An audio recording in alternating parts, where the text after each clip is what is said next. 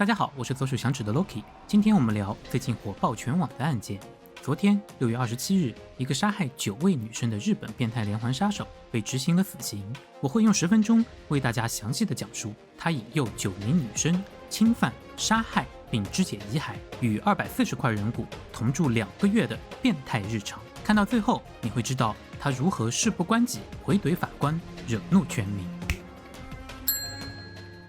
在日本有一条不成文的都市传说，如果你在深夜的电车上睡着了，千万不要坐到终点站，因为终点站的外面可能是一个你永远无法回头的世界。而我们的故事就发生在一个距离东京繁华中心仅1小时车站的终点站小城神奈川县座间市。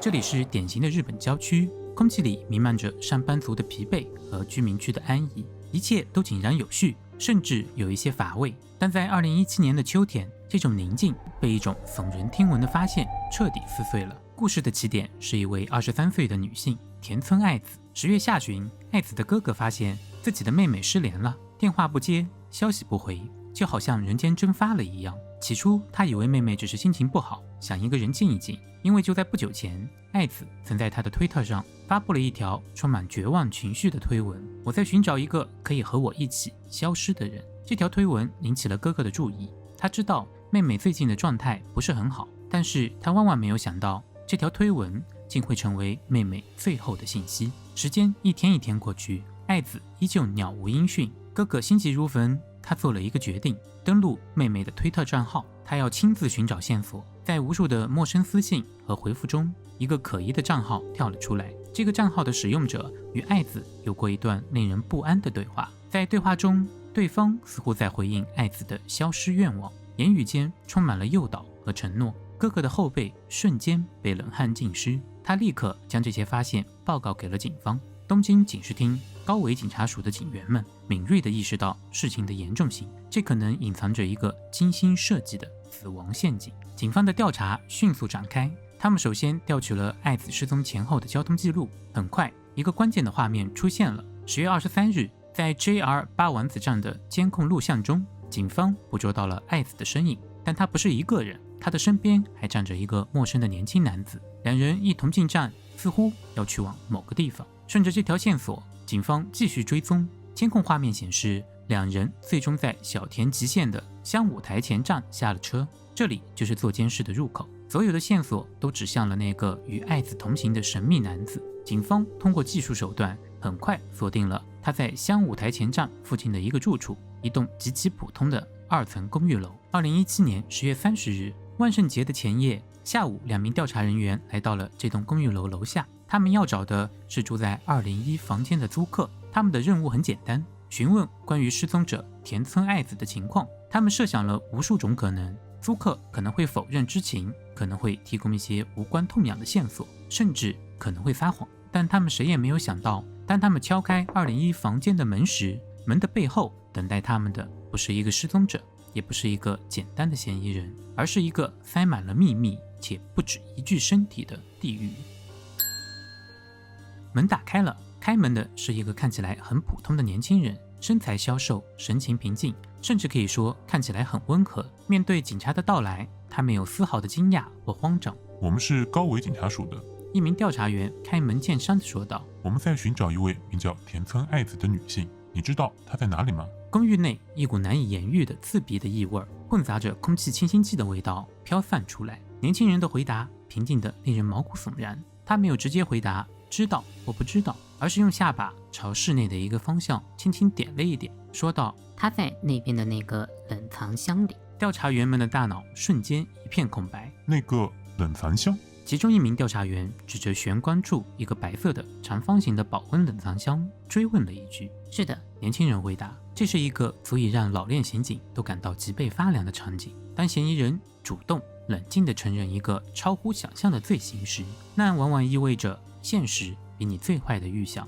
还要恐怖10000倍。调查员们立刻控制住了这名男子，并紧急呼叫支援。很快，大批警力封锁了这栋公寓。鉴识科的专业人员穿戴着防护服，小心翼翼地走进这个仅有13.5平方米的狭小房间。房间不大，一室一厅的格局，但里边的景象却足以载入日本犯罪史。首先，是玄关处的那个白色冷藏箱。当监视人员打开箱盖时，所有的人都倒吸了一口凉气。箱子里面塞满了凝固的猫砂，而在猫砂之下是2颗已经腐烂、被小心切割下来的人类头颅，其中1颗经过后来的 DNA 比对，正是警方苦苦寻找的田村爱子。但这仅仅是噩梦的开始。随着搜索的深入，更多更大的冷藏箱和工具箱在房间的各个角落被发现，1个、2个、3个，整个公寓里竟然一共摆放了8个这样的箱子，每一个箱子都像一个潘多拉魔盒。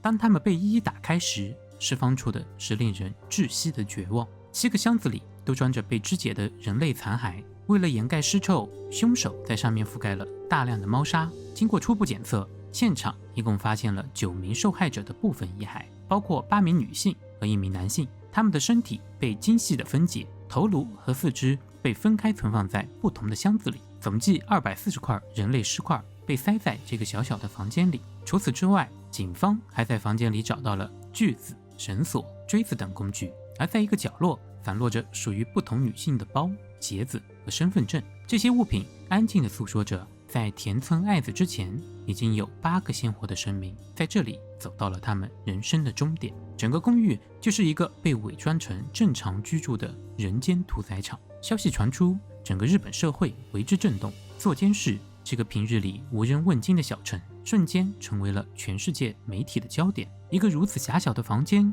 如何能在不被任何人察觉的情况下隐藏了9具尸体？凶手又是如何做到让8名受害者悄无声息地走进来，却再也没能走出去？凶手的名字叫做白石隆浩。1990年出生的白石隆浩被捕时27岁，在他的邻居和同学眼中，他是一个普通甚至有些温和的人。然而事实证明，这种普通只是一层精心伪装的保护色。警方在深入调查白石隆浩的背景后，一条清晰的人生轨迹浮现了出来。他的父亲是汽车零部件设计师，家境尚可。童年时期，他并没有表现出明显的暴力倾向，但从青春期开始，白石的另一面开始逐渐显现。他曾有过掐晕同学的经历，尽管事后他解释为只是单纯的开玩笑，但这无疑是他暴力倾向的早期萌芽。高中毕业后，白石没有继续升学，而是在超市和包装工厂辗转打工。但他对这种平淡的生活毫无兴趣。很快，他找到了一个更刺激的职业——星探，在东京新宿的歌舞伎町为风俗店物色女性。这份工作让他学会了如何快速判断女性的弱点，如何用花言巧语骗取信任，如何利用她们的困境来为自己谋利。这期间，他因为涉嫌违反职业安定法被判处缓刑。也正是这次被捕，让他丢掉了工作，经济陷入了困境。根据白石后来的供述，真正让他下定决心开始杀人的是缓刑期间与父亲的一次对话。父亲质问他未来的打算，言语中充满了失望。白石感到自己的人生已经毫无意义，但他选择的不是结束自己的生命，而是去掠夺他人的生命、尊严和财产。2017年8月，白石隆浩搬进了做监室的这间公寓。他选择这里目的非常明确，这里租金便宜，交通相对便利，最重要的是这里的公寓隔音效果很好。他做的第一件事情就是注册了多个推特账号，其中一个给自己取名为上吊师。他用这个账号在推特上搜索那些带有自杀目击等标签的推文，这些推文的背后是一个个被正常压得喘不过气的孤独的灵魂。他们可能是因为抑郁症，可能是因为人际关系破裂，也可能是因为沉重的债务。白石隆浩就像一个嗅到了血腥味的鲨鱼，精准地游向了这些脆弱的猎物。他的手法堪称教科书级别的心理操控。他从不主动劝说对方去死，相反的，他会表现出极大的共情。他会说：“我理解你的痛苦，其实我也想死，但一个人太孤单了，我们一起吧。”他为自己塑造了一个资深自杀协助者的形象。他声称自己懂得如何无痛苦的上吊，可以提供场地和帮助。他甚至会贴心地提醒对方，如果你改变主意，随时可以离开。这种以退为进的策略，极大地降低了受害者的戒心。他们以为自己遇到了一个同病相怜的伙伴，一个可以终结自己痛苦的天使。然而，当他们满怀着复杂的心情踏入做监室那间公寓的瞬间，他们的生命中最后一道门就已经被彻底关上。白石隆浩的作案流程冷静而高效。当受害者来到公寓后，他会先和对方聊天，甚至一起喝酒，让对方完全放松警惕，然后他会拿出事先准备好的安眠药或酒精，劝说对方喝下。在对方意识模糊或失去抵抗能力后，他便会对女生实施侵犯，并用绳索将对方勒死。他选择勒死而不是他所宣称的上吊，是因为这样更易于控制，也更能满足他病态的支配欲。杀人之后，他会抢走受害者身上的现金和财物，金额从几百日元到几十万日元不等。对他来说，杀戮的目的首先是满足兽欲，其次就是掠夺财物。所谓的一起去死，从头到尾都只是一个卑劣的谎言。而最令人发指的是杀人之后的分尸。为了不让尸体被发现，白石会在浴室里用他从网上学来的技巧对尸体进行分解，这是一个漫长而恐怖的过程。他曾向警方供述，处理第一具尸体时，他花了3天的时间，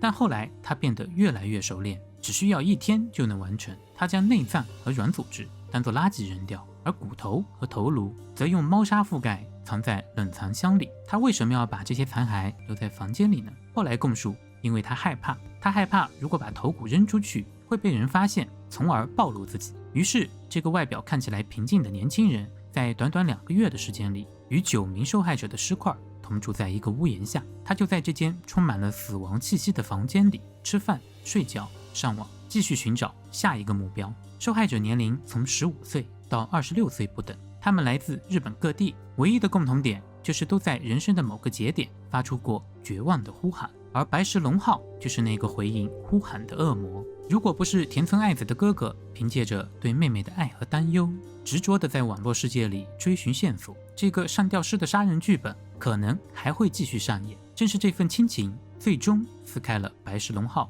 伪善的面具，让这起骇人听闻的连环杀人案得以大白于天下。这起案件的审判从一开始就吸引了全日本的目光。在法庭上，辩方主张白石隆浩的行为属于承诺杀人，他们声称所有9名受害者都是在对死亡有明确认知和同意的前提下来到白石的公寓，因此相对于普通的谋杀案，白石的罪责应该相对较轻，不应判死刑。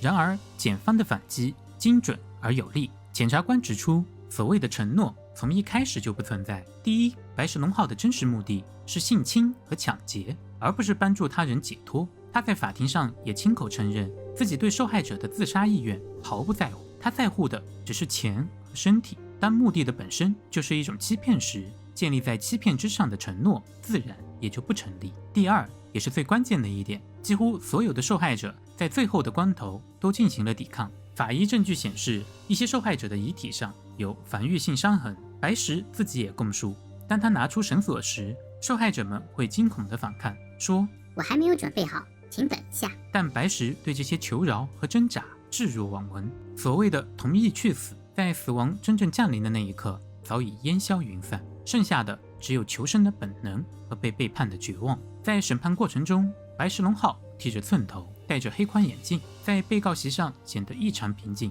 对于检方提出的所有指控，包括9项谋杀、性侵、抢劫罪名，他都干脆地回答没有意义。他就像一个事不关己的旁观者，在听别人描述一个与自己无关的故事。他详细地描述自己的作案细节，语气平淡，不带任何的情感。而被问及是否后悔时，他没有任何的表示。他甚至在审判的最后阶段明确表示，即使被判处死刑，他也不会上诉。他这样说道：判处极刑也没有关系，快点结束审判吧，赶快让我过上平稳的生活吧。2020年12月15日，审判长石野直班敲响了法锤。法庭认定9名受害者中无1人真正同意被杀。白石隆浩的行为是历史史上罕见的恶性案件。最终法庭宣判白石隆浩死刑。他于2025年6月27日上午执行死刑，此时35岁。这是日本首相石破茂上任以来第1起执行的死刑。最后一句话，千万不要在互联网上随便相信陌生人。如果你还想看更多的奇案，推荐观看这边的视频，点击小铃铛订阅是对我最大的支持。我是左手响指的 Loki， 我们下期再见。